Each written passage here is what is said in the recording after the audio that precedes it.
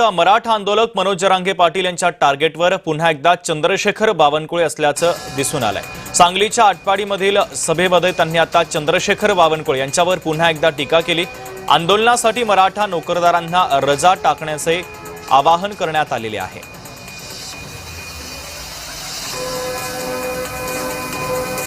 बावनकुळे मराठ्यांचं वाटोळं करण्यासाठी तुमच्या डोळ्यात काम करतोय।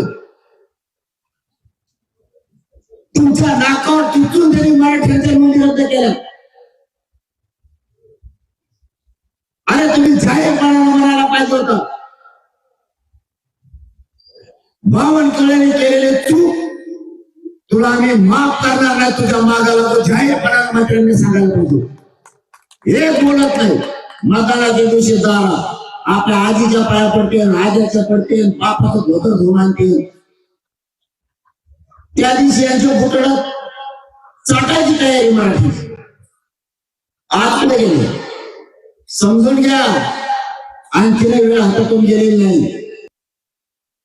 जसं आता महाराष्ट्र उठलाय, पश्चिम महाराष्ट्राने खरंच कमाल केली। कुठं नाही बोलत,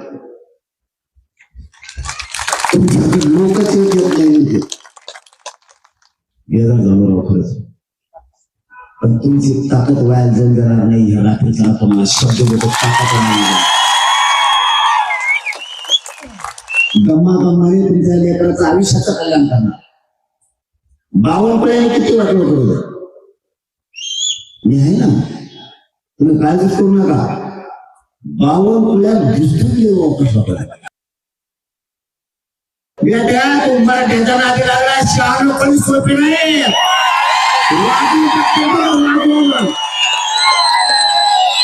माझ्या समाजाचा तुला कोणी अधिकार दिला?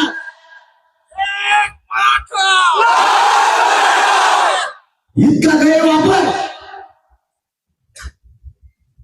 एक कुठं काय मंत्रिपद मिळालं तर तू इतका गैरवापर करायला की मराठ्यांवरती खोपला।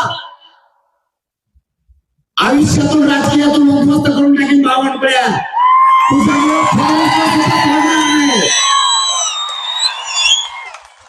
माझ्या समाजाचं वाटोळं करायचं सोपं नाही।